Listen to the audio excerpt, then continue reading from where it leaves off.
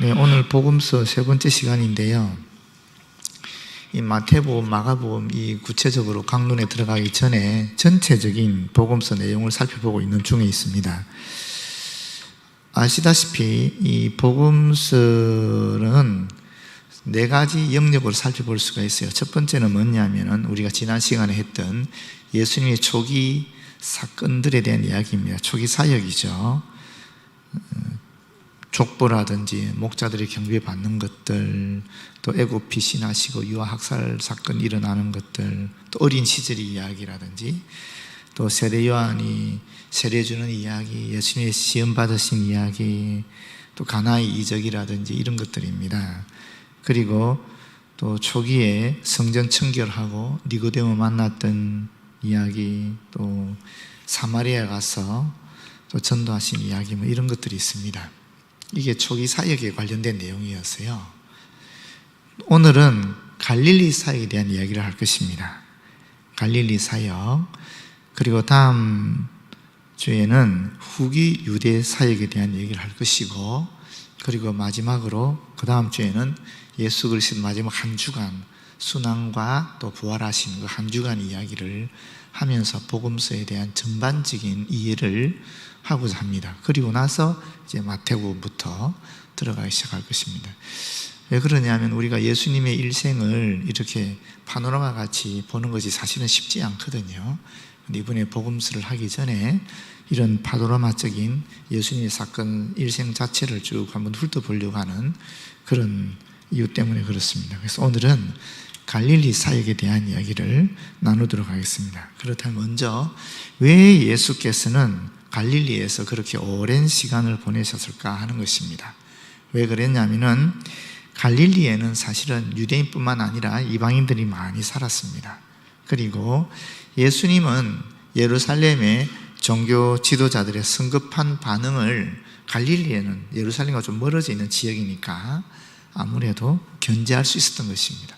만약에 예수님이 처음부터 유대 사역을 시작으로 예루살렘 바로 들어갔다 그랬으면 어땠을까요? 일도 하지 못하고 바로 죽임을 당했을 거예요. 그런데 이 갈릴리에서 사역을 먼저 시작하시고, 그 다음에 유대에서 시작하시고, 그 다음에 예루살렘으로 들어가는 것입니다. 바울도 마찬가지 아닙니까? 바울도 보시게 되면은 바울의 목표는 로마였거든요. 바로 처음부터 로마로 들어가지 않거든요. 빙 돌아서 핵심으로 들어가는 거죠. 우리나라에 처음 내한했던 선교사들이 서울에서 처음에는 시작을 했습니다만은, 그런데 오히려 평양에서 또 큰 부흥이 일어나고, 평양 부흥이 우리 한국 기독교의 주류를 형성하게 되는 것도 같은 이유인 것 같아요. 그래서 사실은 평양이 늦게 시작했음에도 불구하고 오히려 복음은 훨씬 더 거기서 강력한 영향력을 끼쳤고, 한국 교회의 어떤 성격을 특징 짓는 그런 역할을 감당했거든요. 사실은 갈릴리 사역이 예수님의 사역의 핵심이라고 볼 수 있습니다. 제가 볼 때는 물론 예루살렘의 순환이 제일 중요하지요. 그러나 실제 이 백성들로부터 신망을 얻은 그 어떤 토양을 만들었다고 할 수 있는 그런 것은 갈릴리 사역이라고 볼 수 있습니다. 그래서 예수님은 갈릴리에서 제자들을 모았고 또 훈련시키셨습니다. 갈릴리 사역을 보시게 되면 1차, 2차, 3차 사역까지 볼 수 있는데, 먼저 1차 갈릴리 사역입니다. 1차 갈릴리 사역에서는 왕의 신하의 아들을 고치는 사건이 나오지요. 이 신하는 헤롯 안티파스를 섬기는 신하였습니다. 예수님은 이 기적을 통해서 멀리 떨어져 계셔도 생명을 줄 능력이 있음을 보여주셨지요. 그리고 나서 나사렛에서 배척당하십니다.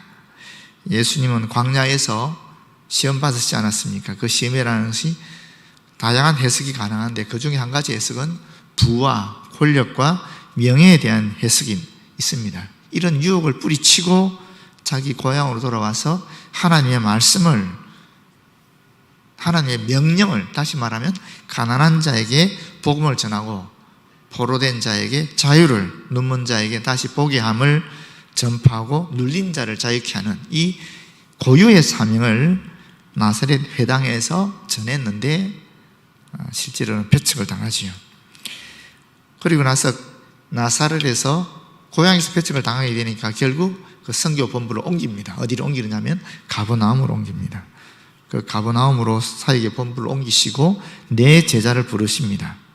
베드로와 안드레, 빌립 이런 사람 부르지요. 그리고 회당에서 가르치시고 치유 사역을 일으키십니다. 귀신을 쫓아내시고 베드로의 장모를 고치시고 또 많은 병자를 고치는 그런 사역을 하십니다. 그 다음에 1차 갈릴리 전도 여행을 떠나십니다. 그러면서 거기서도 나병 환자를 고치시고 중풍병자를 고치시고 또 마태를 부르시죠. 이 마태를 불렀다는 굉장히 중요한 의미가 있습니다. 왜 그런가 하면 그 전에 어부들은 그래도 유대인들이었고 또 가난한 사람들이면서 소외된 사람들이었지만 그렇다고 백성들로부터 지탄의 대상은 아니었잖아요. 그런데 마태는 지탄의 대상이었습니다. 마태는 세리였잖아요. 그 세리지 않습니까? 그런데 그 세리가 그 당시는 민족 반역자들이거든요. 로마 정부에 빌붙어서 먹고 사는 사람들이었어요. 자기 동포들이 고열을 짜내는 사람들이었거든요. 그런데 그 마태를 제자로 삼았다. 이거는 예수님의 제자 공동체에 있어서는 아주 정말 획기적인 사건이고 그 당시 사람들로서는 참 이해하기 어려운 그런 사건이었다라고 볼 수 있습니다. 그리고 나서 38년 된 병자를 고치시는데 이 38년 된 병자를 고치실 때 예수님이 6월절에 유대인의 명절일 말이 있거든. 근데 이 유대인의 명절이 만약에 6월절이었다 그런다면은 예수님의 공생의 사역은 3년이 더 된다라고도 볼 수 있습니다. 이 38년은 어떤 의미가 있는가? 물론 이 여자분이 38년 동안 병에 걸린 질병의 기간도 되지만 여기 영적 의미가 있어요. 그 영적 의미가 뭐냐면 출애굽의 38년 광야에서 방황한 횟수와 똑같습니다. 그래서 단순히 이 여인이 38년 동안 질병에 걸렸다라는 것을 우리에게 알려주는 것도 있지만 영적으로는 이스라엘 백성들이 광야에서 헤맸던 그 38년간, 다시 말하면 모든 인간이 저나 여러분이나 사실은 광야에서 헤매는 삶을 살아가고 있는데 그때 주님을 만남으로 말미암아 자유로운 존재가 질병이 치유되는 그런 사건이 일어난다 하는 것을 우리에게 알려준다라고 볼 수 있습니다. 그런데 문제는 또 있습니다. 이 38년 된 병자를 고치는 때가 언제였습니까? 안식일이었습니다. 안식일. 이게 또 심각한 또 문제가 되지요. 안식일에 금지된 활동이 39가지가 있거든요. 근데 이 안식일에 금지된 활동 39가지가 어떻게 만들어졌느냐 하면은 이 미시나 73장에 보게 되면 이 내용이 나오는데 그 성막을 만드는 과정이 있어요. 그 성막을 만드는 과정이 39개 단계를 거쳐요. 그리고 안식일을 거룩하게 지키라 하는 그 내용과 안식일을 쉬라 그랬잖아요. 그걸 두 개를 합친 거예요. 그래서 39가지 금지 항목을 만드는 것입니다. 안식일에 단순히 일을 하지 말라 그렇게 보기는 곤란하고요. 정확하게 말하면 이렇습니다. 안식일에 바늘을 들고 거리에 나갈 수는 있습니다. 바늘을 들고 거리에 나갈 수 있어요. 그런데 방 안에서 무거운 소파를 끌어옮길 수는 없다라고 합니다. 무슨 차이가 있는가 하면은 이 안식이라는 것이, 안식일에서 금지하는 것은 무엇인가를 하는 노동을 금지하는 거예요. 다시 말하면 뭘 한다, 자기 환경을 통제하는 창조 활동을 금지하는 거예요. 하나님께서 천지를 창조하시고 쉬셨잖아요. 창조 행위를 쉬신 거거든요. 마찬가지로 인간이 자기 환경을 변화시켜서 뭔가 창조하려고 하는 그 창조 행위를 못하게 금지시키는 것이 이 39가지 항목입니다. 39가지가 어디서 나왔다고요? 성막을 만드는 그 과정이 39가지라서 거기서 나왔다라는 거예요. 6가지 유형으로 나눌 수 있는데 이 첫 번째부터 11번째까지는 들에 사는 일을 금지하는 조항들이 있습니다. 씨 뿌리기, 밭갈기, 추수하기, 거두기, 타작하기, 까부르기, 고르기, 빻기, 채질하기, 반죽하기, 굽기, 이런 것을 금지하는 것이요. 12번째에서 24번째까지는 그 성막을 만들 때는 소재 커튼을 만드는 작업하는데 그거를 연결해서 털 깎기, 희게하기, 풀기나 빗질하기, 물들이기, 실 뽑기, 배틀에 실 걸기, 직조 준비하기, 직조하기, 실 제거하기, 매듭 매기, 매듭 풀기, 찢기, 이런 것들을 금지합니다. 이런 얘기를 하니까 도대체 무슨 얘기하는지 모르겠지요. 우리한테 와닿는 얘기를 하면 이렇습니다. 털깎기 속에서 머리를 빗으면 안 됩니다. 왜냐하면 머리를 빗게 되면 어떻게 됩니까? 머리털이 빗에 빠져서 나오잖아요. 걸려서. 그 털을 깎는 게 되는 거예요. 그래서 머리 빗으면 안 되는 거예요. 안식일에는.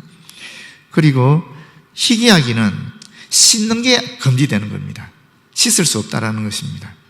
그리고 물들이기, 우리 얼굴에 물들이는 게 뭐죠? 화장이잖아요. 화장이 금지되는 겁니다. 그 다음에 좀 우리가 쉽게 이해할 수 있는 거, 찢기. 절취선을 통해 붙어 있는 것들을 찢으면 안 되는 거예요. 화장지, 두루마리 화장지 보면 절취선이 있잖아요. 그걸 찢어서 쓸 수 없는 거예요. 안식일에는. 그건 창조적인 일이라는 것입니다. 화장지를 미리 떼어놓거나 토요일에, 아니죠, 금요일이죠. 그 사람들 말로 하면 금요일에 미리 화장지를 떼어놓으면 괜찮아요. 그런데 두루마리 화장지에 절취선 있는 것을 찢는 행위는 금지된다는 것입니다. 그 다음에 25번째에서 31번째는 가죽 커튼을 만들기라는 유행인데요. 그건 가두기, 죽이기, 가죽 벗기기, 소금치기, 또 무두질하기, 선 긋기, 구김살 펴기, 매끄럽게 하기, 재단에서 자르기, 이런 것들이 다 금지가 됩니다. 여기서 무두질하기와 연결되는 안식일의 금지사항은 가죽 방부제 같은 구두 광택제 사용을 하지 못하고요, 신선한 생선이나 고기나 각종 채소 등을 절이거나 소금 뿌리는 것들이 방부처리이기 때문에 이 방부처리가 금지됩니다. 글씨를 똑바로 쓰기 위해서 편지에 선을 긋는 행위도 선긋기나 표시하기에 해당되기 때문에 금지가 됩니다. 그리고 매끄럽게 하기나 구김살 펴기에 적용되는 것이 피부에 크림을 찍어 누르는 것은 허용이 되는데 문질러서 바르는 것은 금지가 됩니다. 32번째, 33번째는 빔을 세우는, 성막의 빔, 기둥을 세우는 일과 연결되는 것인데요. 이것은 알파벳 2자 이상 쓰기, 알파벳 2자 이상 지우기가 금지되는데 여기서는 쇼핑과 관련된 것들이 다 금지가 됩니다. 34번째, 35번째는 벽을 세우고 눕히는 일의 금지사항인데 건축하기가 금지되는 것이죠. 그리고 36번째, 39번째는 최종 손질, 성막을 짓는 마지막 최종 손질과 관련되는 과정인데 거기는 허물기라든지 불 끄기, 불 지피기, 이런 것들이 다 금지됩니다. 여기서 불 지피기가 금지되는데 이 불을 지핀다는 것은 전기 스위치를 켜고 끄는 행위나 자동차 시동을 켜고 끄는 행위 전부 다 금지된다는 것입니다. 그래서 유대인들은 안식일에 자동차를 못 타고 다니는 거죠. 자기가 직접 운전해서는 안 되는 거예요. 남이 태워주는 건 상관이 없어요. 심지어 누르는 것도 안 되거든요. 그래서 엘리베이터를 못 누릅니다. 그것도 금지됩니다. 그래서 유대인들은 안식일에 토요일에 호텔을 가더라도 자기들이 못 누릅니다. 못 누르고 옆에서 누가 눌러주면 탈 수 있어요. 재미있는 형사님, 그만큼 철저하게 이것을 지킨다고 볼 수 있겠습니다. 마지막에 망치질하기가 있는데 이건 어떤 완성을 하는 마지막 완성의 과정이거든요. 여기 보게 되면 이 안에 들어가는 것이 많습니다. 악기를 연주하는 것, 전화나 라디오, 텔레비전, 그리고 모든 전기 그런 것을 사용하는 것, 또 이런 것도 일체 못하게 되어 있고요. 또 운반하기도 안 됩니다. 공공영역의 한 장소에서 대략 2m 이상의 물건을 운반할 수 없다라고 합니다. 이런 것들이 안식일에 금지되는 행위이고 지금도 유대인들이 이것을 철저하게 지키고 있습니다. 그런데 예수님이 그들이 그렇게 철저하게 지키는 것을 어겼다라는 거죠. 그래서 이게 심각한 문제가 된다라는 것입니다. 그 다음에 이 내용을 보게 되면 예수님께서는 자신을 아버지와 동등하다고 주장하시면서 4가지의 증거를 제시합니다.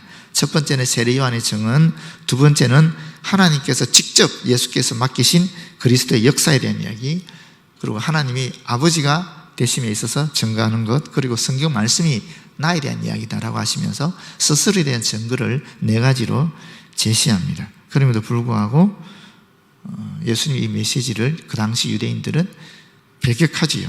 그 배격한 사람들조차도 예수님은 정죄해 버립니다. 요한복음 5장 37절 47절을 보게 되면 그런 내용이 구체적으로 나옵니다. 그리고 이제 안식일 논쟁이 또 불이 붙는데, 언제 불이 붙느냐면 안식일에 제자들이 이삭을 잘라서 먹었지 않습니까? 그 이삭을 잘라 먹는 얘기는 몇 가지 안식일 금지 조항을 어기는 거예요. 일단 추수하기잖아요. 그 다음에 또 탈국하고, 또 그걸 또 뭐죠? 이렇게 비벼서 먹는 행위가 되니까, 이거는 뭐 안식일 규정을 서너 가지를 그 금지 조항을 어기게 되는 것입니다. 게다가 또 그날 안식일에 손 마른 사람을 고치게 됩니다. 그래서 결국 안식일을 지키지 않았다는 그런 이유 때문에 심한 비판을 받게 되고, 예수님도 결국 피하십니다. 잠시 피하시기까지 하는 모습을 보여주고 있습니다. 그 다음에 나오는 게 뭐냐면은 이 산상수훈에 대한 이야기입니다. 1차 갈릴리 사역이 끝나고 산상수훈을 이야기하시는데, 먼저 12제자를 뽑지요. 12제자를 뽑는 사건이 있고, 그리고 이제 산상수훈에 대한 이야기를 하는데, 산상수훈은 하나님 나라의 새로운 세계관을 드러내고 있습니다. 산상수훈의 말씀을 다 읽는 것은 기껏해야 뭐 몇 분 안 걸리거든요. 1, 2분, 2분 정도면 다 읽을 수 있어요. 그런데 전 세계에 미친 그 심오한 영향이라는 것은 상상할 수 없을 만큼 지대하지요. 여러분이 잘 아는 역사적 인물이 누구냐면 간디입니다. 간디고요. 또 우리나라 같은 경우에도 여러분들이 받았죠. 특별히 김교신 선생 같은 경우는 공자처럼 되기 위해서 애를 쓰는데, 공자는 70세에 사실은 자기 스스로 자유로운 존재가 되었다 그러잖아요. 그런데 김교신 선생은 60세에 공자가 이룬 그 경지에 도달하기 위해서 엄청나게 유교적으로 엄격한 생활을 했던 분이에요. 그런데 이 유교와 기독교를 비교하는 가운데 결국 산상수훈의 내용을 보고 기독교로 개종하게 되거든요. 왜냐하면 산상수훈에는 그런 내용이 있죠. 황금률이라고, 내가 하고 바라는 대로 해라 하는 내용이 있지 않습니까?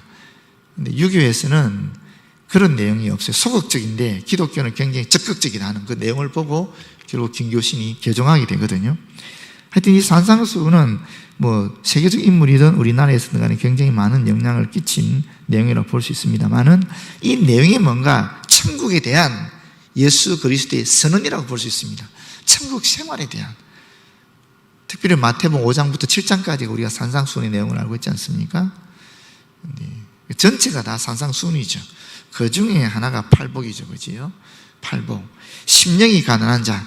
구약의 율법이 우리를 데려가는 시점은 어딘가? 심령의 가난함이라는 것입니다. 그런데 율법은 결코 인간을 부유하게 할 수 없는 것이죠.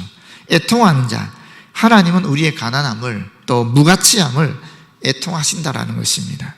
우리는 하나님께서 요구하시는 모습에 턱없이 미치지 못한다는 사실로 인해서 우리 스스로도 슬퍼하며 애통해야 합니다.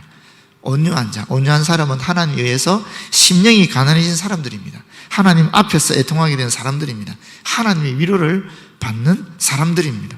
온유한 사람은 하나님의 뜻에 굴복하게 되는 것이죠. 그리고 하나님 말씀에 고분고분 순종하게 된다는 것입니다.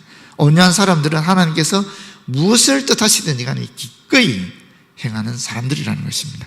의에 줄이고 목마른 자.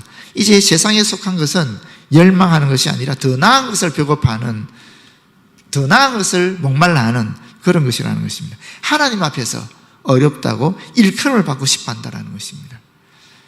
의로운 본성을 가진 새로운 피조물이 되기를 원하면서 성화되기를 원하게 된다는 것입니다. 세상 모든 나라에 정의로운 정부가 세워지기를 원하고, 의로운 규칙과 원칙들이 인류를 지배하기를 참으로 갈망하는 사람들이 바로 네 번째, 의에 줄이고 목마른 자들, 하나님 나라의 백성들의 세계관이다, 가치이다라는 것이죠. 그리고 긍휼히 여기는 자가 나오고, 그 다음에 바로 마음이 청결한 자가 나오지 않습니까? 마음의 불결함은 영적인 실명을 가져오는 것이거든요. 내적인 본성이 새로워지지 아니하면 그리스도께서 이 땅에 세우기 위해서 오신 그것, 곧 하나님 나라를 볼 수 없다라는 것입니다. 행위가 청결한 것처럼 보여도 그 행위의 이면에 있는 동기가 청결하지 못하면, 청결하지 않는 그 동기가 청결한 것처럼 보이는 모든 행위들을 헛되게 한다는 것입니다. 이게 예수께서 말씀하신 내용과 그 당시 종교 지도자를 갖고 있음과 상반되는 것이죠. 예수님은 항상 그 내면의 동기, 그 내면의 동기에서 나오는 행위를 규정하게 여긴 거예요. 그러나 당시 종교 지도자들은, 그 당시 종교는, 유대교는 이 외면의 행위를 소중하게 여긴 거예요. 내면은 어떠하든, 내면은 우리가 볼 수가 없기 때문에 외면의 행위를 소중하게 여겼겠죠. 그런데 주님은 그렇게 얘기하지 않으시고 이 내면의 동기가 중요하다 하는 것입니다. 마음이 변화되려면 어떻게 됩니까? 성령께서 우리에게 오셔서 그 밝은 빛을 우리에게 비추어줘야만 우리의 마음이 변화되지 않겠습니까? 그런데 그 마음이 변화되기 위해서는 우리의 마음이 사실은 청결한 자가 되어야 된다는 것이죠. 성령의 역사로. 화평하게 하는 자, 한 사람의 시민으로서, 한 인간으로서, 이웃으로서, 그리스도인으로서 화평케 할 사명이 이제 우리에게 있다는 것입니다. 그랬을 때 세상조차도 저 사람은 하나님의 자녀라고 말할 것이라는 겁니다. 그리고 마지막으로 의를 위하여 핍박을 받는 자, 박해를 받는 자, 이들은 누구냐? 선지자들과 순교자들과 같은 공동 상속자들이 된다는 것입니다. 이 의는 주님의 의, 하나님의 의겠지요. 하나님의 의를 위해서 핍박을 받는 자는 결국 사실 우리가 진짜 죽지 않는다 할지라도 하나님 보실 때는 순교자의 반열에 우리를 올려주신다는 얘기를 산상순을 통해서 분명히 하고 있습니다. 그 다음에 소금과 빛에 대한 얘기가 나오지요. 제자들은 이 세상에서 하나의 방부제 역할을 하는 것입니다. 또 빛의 역할을 하는 것이죠. 도전하는 공동체 역할을 하는 것이 바로 이 교회 공동체, 제자 공동체, 그리스도 공동체라는 것을 보여주고 있습니다. 예수님은 율법을 폐기하러 온 것이 아니고 율법의 완성자로 오신 것이고, 또 바리새인적인 해석과 대립되는 예수 그리스도의 새로운 해석이 쫙 펼쳐집니다. 살인에 대한 것, 간음에 대한 것, 이혼에 대한 것, 맹세에 대한 것, 복수에 대한 것, 사랑에 대한 것, 이런 것들이 쭉 펼쳐지지요. 그래서 율법을 완성하는 모습들을 우리에게 밝혀주고 있습니다. 중요한 것은 앞에서 말씀드린 것처럼 당시, 일반적인 모든 사람들은 행위의 결과를 판단하지 않습니까? 그러나 예수님은 그 내면의 동기를 가지고 이미 살해했다, 간음했다, 이혼했다, 이런 얘기를 하는 거죠. 내면의 동기, 우리가 어떤 마음을 품는가, 그걸 하나님 보시는 것이지 우리 행위를 하나님이 보시는 것이 아니다. 엄밀하게 따지면은 내면의 동기를 하나님이 보신다 하는 이야기입니다. 그리고 바리새인적인 관습을 예수께서 배척하십니다. 옳은 일을 잘못된 방법으로 행하는 예를 3가지 드시죠. 그게 바로 구제와 금식과 기도입니다. 다른 사람들에게 보이기 위한 믿음의 행동은 천국에서 받을 상을 잃는 길이다 하는 이야기입니다. 마태복음 6장에는 아버지라는 말이 12번 나오는데요, 이는 다른 사람들에게 얼마나 감동을 주느냐 보다는 하나님을 향한 마음이 훨씬 더 중요하다 하는 그런 주제를 강조한다고 볼 수 있겠습니다. 종교적 행위라는 것은 우리가 새벽 기도를 드리든지 또는 주일 봉사한다든지 또는 전도를 한다든지 또는 예배에 참석한다든지 다 종교적 행위잖아요. 이런 종교적 행위라는 것은 사람들 앞에서 어떤 명성을 얻으려는 의도가 아니라 하나님과의 개인적인 만남, 개인적인 관계에서 시작되어야 된다, 그런 의미를 담고 있습니다. 기도는 주님께서 말씀하신 기도는 주기도문이죠. 그런데 이 주기도문을 가르치기 전에 기도할 때 중언부언하지 말라고 하지 않습니까? 그런데 이 중언부언의 초점이 어디 있는가? 이 중언부언의 초점은 반복하고 중얼중얼하는 그런 데 있는 것이 아니라 사실 무의미하고 시끄러운 것입니다. 그것은. 그리고 하나님 눈에 띄려고 큰 소리를 지르는 것인데 하나님을 협박할 필요가 있다고 생각하는 그 기도 태도가 문제라는 것이죠. 참 기도는 기술도 연기도 아닌 일종의 내 마음을 드리는 그런 것이라고 볼 수 있을 것입니다.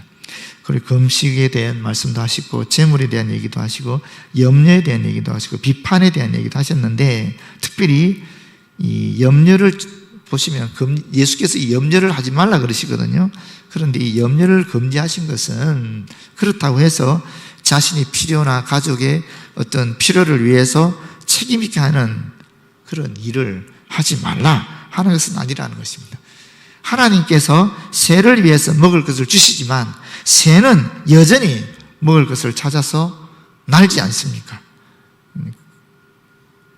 우리가 염려하지 말라라고 한다고 해서 우리가 해야 할 일을 하지 않는 것을 말하는 것은 아니다. 공중에 나는 새를 봐라 그랬을 때에 왜 예수님께서 저 나무에 앉아있는 새를 봐라 그러지 않았겠습니까? 공중에 나는 새를 봐라 그랬거든요. 공중에 새가 날 때 그냥 편안하고 쉽게 날 것 같습니까? 공중에 나는 새는 새 나름대로 바람에 저항을 하면서 나름대로 애를 쓰는 거거든요. 덜의 핀 백합화도 마찬가지입니다. 여러분, 덜의 핀 백합화입니다. 그냥 화분에 꽂혀있는, 화병에 꽂혀있는 게 아니에요. 광야에서 이 백합화가 피기 위해서는 뿌리가 얼마나 깊이 내려가야 되는지 아시죠? 옥토가 아니잖아요, 광야는. 거기서 백합화가 피기 위해서는 엄청난 고난을 겪고 이기면서 올라나오는 거예요. 그래서 인간의 어떤 그런 노력을 주님께서 무시하거나 또 하지 말라라고 권하는 것은 아니라는 것입니다. 우리 인간이 애를 쓰지만 그러나 실제로 하나님께서 우리와 함께 하신다. 너희들의 수고가 헛되지 않다 하는 이야기가 그 내용 속에 담겨 있다고 볼 수 있습니다. 그리고 강구와 응답에 대한 얘기가 나오고 우리가 잘 아는 황금률에 대한 내용이 나옵니다. 좁은 문을 들어가라, 거짓 선지자를 삼가라, 반석에 지은 집에 대한 얘기가 나오면서 산상수훈이 맺어집니다. 그 다음에 이제 2차 갈릴리 사역이 있는데 이 2차 갈릴리 사역에 있어서는 산에서 내려오셔서 백부장군의 하인을 고쳐주시고 나인성 과부의 아들을 살리시고 세례요한의 질문에 답을 합니다. 여러분, 이 세례요한의 질문도 굉장히 중요한 질문을 했어요. 우리한테 참 많은 생각을 가지게 하는 질문인데 세례요한이 어떤 질문을 했는지 아십니까, 여러분? 세례요한 질문은 굉장히 충격적인 질문입니다. 세례요한이 누굽니까? 저분이야말로 세상 죄를 지고 온 하나님의 어린 양이다. 나는 저분의 신들매를 풀기도 감당하지 못한다. 심지어 자기 제자들이 예수님께 따라갔을 때도 보내주잖아요. 엄청 위대한 인물 아닙니까? 그런데 세례요한이 막판에 무슨 질문합니까? 예수님이 정말 우리가 기다리는 그리스도십니까? 이런 질문을 하는 거예요. 얼마나 황당한 질문입니까? 여러분, 이해할 수 있습니까? 저는 이해가 안 되더라고요. 어떻게 세례요한이 그런 질문을 할 수가 있습니까? 심지어 세례요한은 보십시오. 세례 줬지 않습니까? 그때 어떻게 됐습니까? 하늘이 열리면서 성령이 비둘기같이 임하시고 음성까지 들렸어요. 이는 내 사랑하는 아들이다. 내가 기뻐하는 자다. 그리스도라는 말이거든요. 아니, 그런 걸까지 다 보신 분이 마지막에 죽기 전에 한 질문이에요. 세례요한이 죽기 전에 한 질문이 이 질문입니다. 당신이 우리가 기다리는 그리스도이십니까? 여러분, 얼마나 황당한 얘기입니까? 진짜 가슴 아픈 얘기예요. 그런데 예수님께서 이 질문에 이렇게 답을 합니다. 세례요한의 제자들이 질문해 줬거든요. 너희들이 지금 보고 들은 것을 가서 얘기해 줘라. 그때 예수님이 맹인을 고치시고 병자를 고치시고 가난한 자에게 복음을 전하시는 그런 놀라운 일들이 일어나는 그 현장을 세례요한의 제자들이 보고 있었거든요. 너희들이 듣고 본 것을 알려줘라. 그래서 제자들이 갔어요. 세례요한의 제자들은 갔어요. 그때 예수님의 제자들에게 예수님이 하신 말씀이 있습니다. 여자가 낳은 자 중에는 세례요한보다 큰 자가 없다. 굉장한 칭찬이죠. 그런데 더 놀라운 이야기가 있습니다. 근데 하나님 나라에서는 세례요한보다 작은 자가 없다. 여러분, 무섭지 않습니까? 무슨 얘기입니까, 그게 도대체? 여자들 중에서는 세례요한보다 큰 자가 없는데 하나님 나라에서는 지극히 작은 자라도 세례요한보다는 크다라는 거예요. 무슨 뜻이겠습니까, 여러분? 여자가 낳은 자, 세상 사람들이라는 거죠. 예수님을 믿고 영생을 얻기 전에 사람들입니다. 그런데 예수님이 오시고 나서 예수님을 통해서 이제 영원한 생명을 얻은 분들에게는 세례요한보다 크다라는 거예요. 더 쉽게 말하면 저와 여러분은 세례요한보다 더 큰 자들이라는 거예요. 놀랍지 않습니까, 여러분? 세례요한이 왜 그렇게 마지막에 헷갈려 했을까? 거기서 우리는 굉장히 가슴이 아픈 현실을 맞이하게 되는데, 이 당시 세례요한이 어디서 이 질문을 했는가 생각해 보십시오. 죽기 전에 감옥에 있었잖아요. 감옥이 뭡니까? 완전히 단절된 공간이지 않습니까? 어둠이잖아요. 이 세례요한 같은 위대한 인물도 그 감옥에 있으면서 약해지는 거예요. 진짜 사실일까 하는 의심이 생긴 거예요. 세례요한도 그랬습니다, 여러분. 우리도 그럴 수 있습니다. 그럼에도 불구하고 주님께서는 세례요한을 칭찬하거든요. 여자가 낳은 자 중에 제일 큰 자다라고 칭찬해 줬어요. 율법으로 주님 앞에 나아갔다, 하나님께 나아갔던 자 중에는 최고다라는 의미거든요, 그게. 이제 예수 그리스도를 통해서, 새로운 언약을 통해서 우리는 영원한 생명을 얻었기 때문에 옛 언약의 마지막 대표자인 세례요한보다는 새 언약을 통해서 구원 얻은 우리가 세례요한보다 더 큰 자가 된다는 그런 의미를 담고 있는 말씀을 하신 거예요. 하여튼 세례요한도 이런 질문을 했다. 그렇지만 주님은 세례요한을 칭찬하셨다. 그리고 나서 결론적으로는 저와 여러분은 세례요한보다 더 큰 자들이다, 이런 이야기로 맺습니다. 그 다음에 특권을 가진 자에게 이 말 화해에 대한 얘기가 나오고 바리새인 시몬의 집에서 기름 부음을 받고요. 받은 그건 향유 사건이죠. 향유 사건. 그 2차 갈릴리 전도 여행을 떠납니다. 그리고 바리새인에 대한 경고도 하시고 그리스도의 영적 가족에 대한 이야기를 하시고 그 다음에 유명한 예수님의 비유들이 쫙 나옵니다.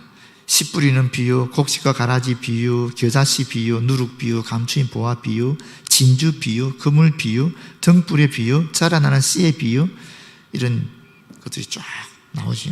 그리고 바다를 잔잔케 하신 사건이 나오고 그라사 지방에 귀신 들린 자를, 군대 귀신 들린 자를 쫓아내시고 고치시고 또 야일의 딸을 살리시고 혈루증 앓던 여인을 고쳐주시고 두 소경과 벙어리를 고치시고 또 나사렛에서 두 번째 배척당하시는 사건까지 2차 갈릴리 사이에서 일어난 사건들입니다.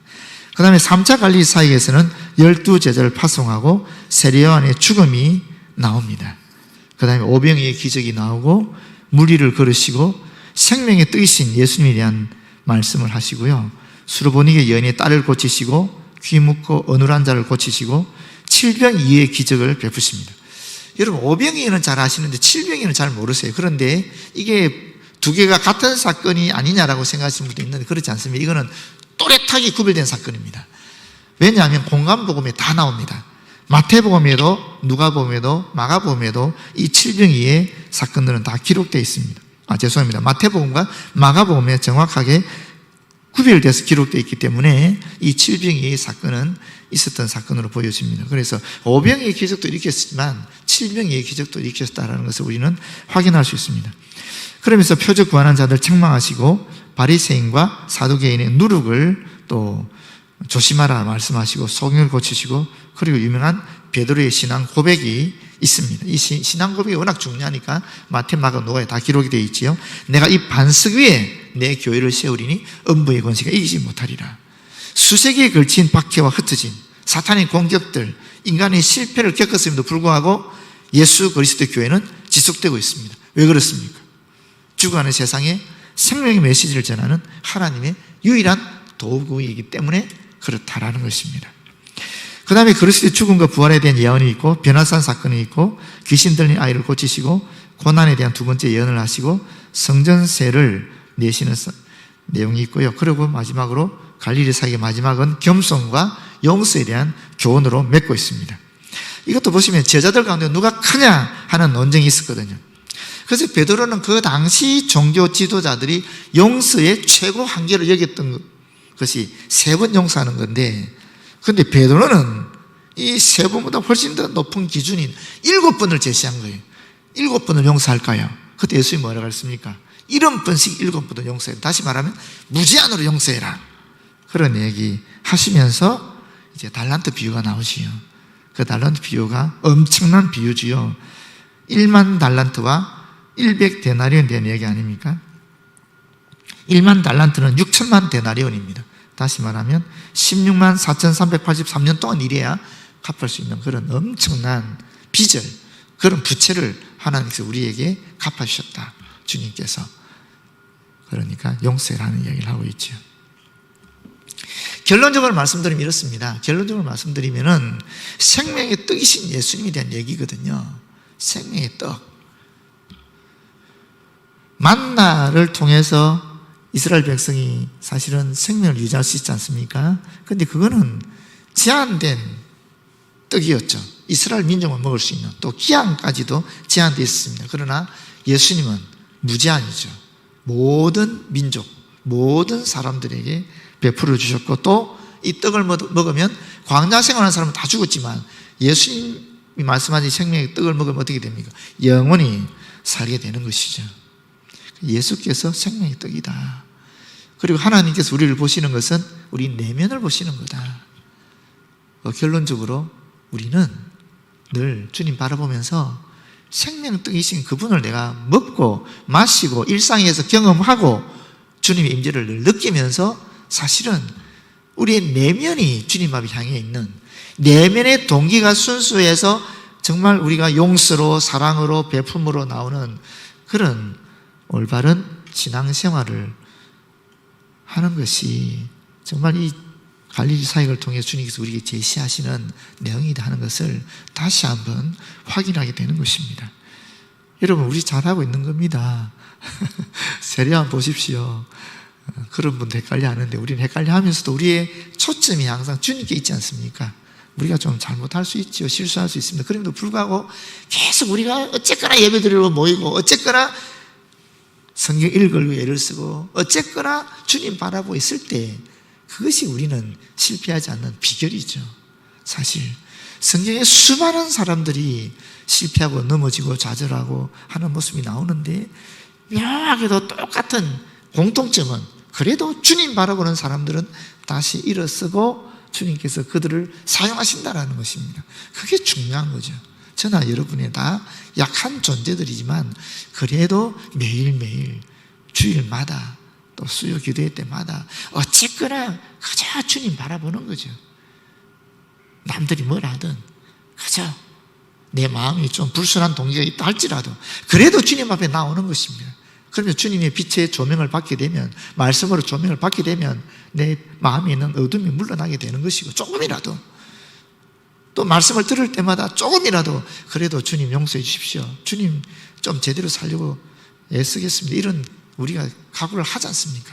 하나님은 그런 우리의 내면의 모습을 보신다는 거예요.